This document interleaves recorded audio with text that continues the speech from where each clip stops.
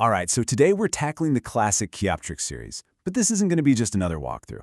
We're going to look at how these older, kind of simpler labs can actually forge a real operator mindset. A method that you can rely on, one that actually works when you're tired, you're busy, and you're under pressure. Let's get into it. And it all starts right here, with a moment of pure frustration that I bet a lot of you have felt before. You think, hey, this will be a quick win, you fire up the lab, and suddenly you're hours deep in just trying to get the network to work. This moment, it isn't about failure. It's about uncovering a really important truth about how we train in cybersecurity. And this is that truth, right here. It's the core conflict.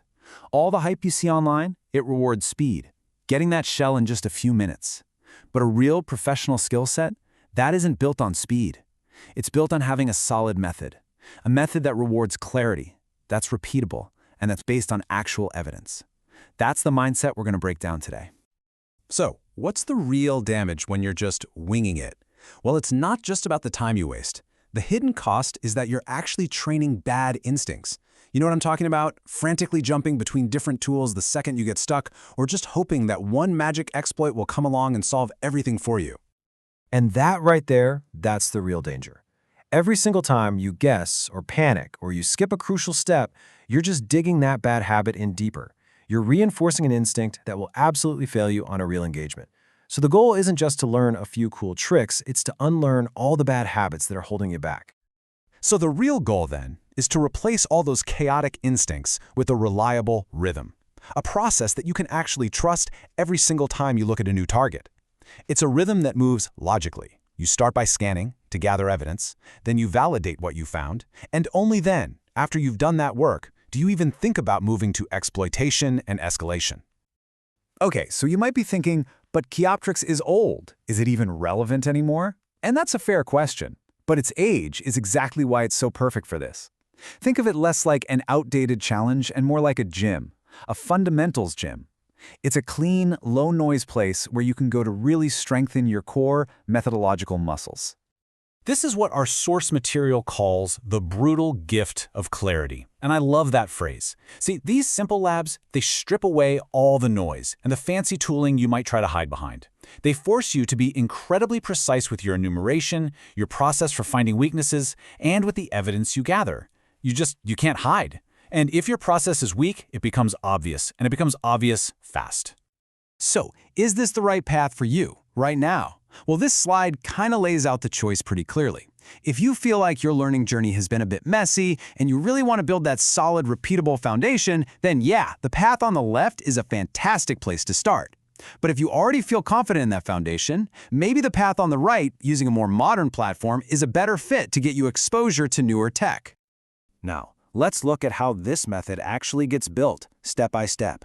The journey through these 5 Kioptrix levels, it's really a progressive transformation of your thinking. Each level is designed to target a specific weakness and help you upgrade your entire approach. Level 1 is all about one thing: patience. The lesson here isn't just find the exploit. No. The real goal is to calmly, methodically build a narrative, a story about the target that's based purely on evidence. Beginners always want to rush this part, and Level 1 has this gentle way of punishing that impatience by just letting you waste your own time. The real win isn't the shell, it's having a clean, written-down chain of reasoning. And here is just a perfect, humbling story that drives this point home. Imagine this. You're celebrating a successful exploit. You got access, only to realize you popped the wrong virtual machine entirely. It's a hilarious, painful reminder that the absolute basics, like just labeling your targets correctly, are completely non-negotiable. Then you get to Level 2, and the challenge changes. You'll probably find multiple potential ways forward. So now the skill isn't just about finding things, it's about prioritizing them. It's about learning how to look at all the options and focus your precious energy on the one path that has the strongest evidence. Which brings us to a question that every single learner faces. You find something that looks interesting. You start digging, and an hour later, you've gotten absolutely nowhere. You're in a rabbit hole. So how do you stay curious without getting completely lost?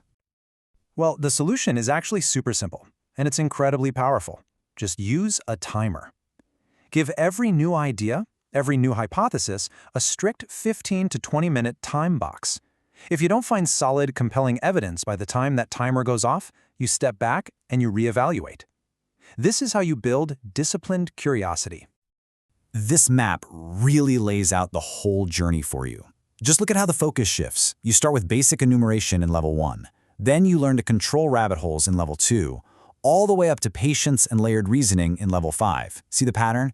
Each level directly addresses a really common trap, building you into a more resilient operator. So, after you've worked your way through these challenges, you finally unlock the real prize of this whole journey. And trust me, it's not about bragging rights for finishing a lab. It's something way more valuable and way more portable. Because the real prize isn't getting root access on some random machine. It's walking away with a battle-tested process. A process you can apply to any target on any platform under any kind of pressure. That methodology, that's the true reward. And here it is, the 6-step flow. It's beautiful in its simplicity. First, you discover. Then you enumerate. And then you validate. Only after that do you exploit, escalate, and finally, prove your findings with clear documentation. It's simple, it's logical, and it replaces that panicked guessing with a professional workflow you can actually count on. Okay, so we've covered the why and the what. Now let's talk about the how. The best way to get started is to make it so ridiculously easy that you just can't say no. Seriously, you can lay the entire foundation for this method in the next 15 minutes. Here is your 15-minute action plan. First, open up a text file and create a simple notes template with those 6 steps. Second, go double-check that your VM network is labeled correctly, learn from that story. Third, write down your go-to enumeration commands so they're always ready. And finally, and this is the most important, open your calendar right now and schedule 2 focused sessions. That's it. You've just created your own system for success.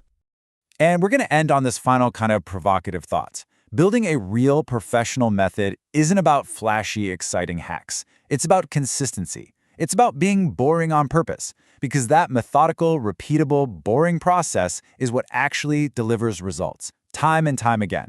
And that is exactly why it works.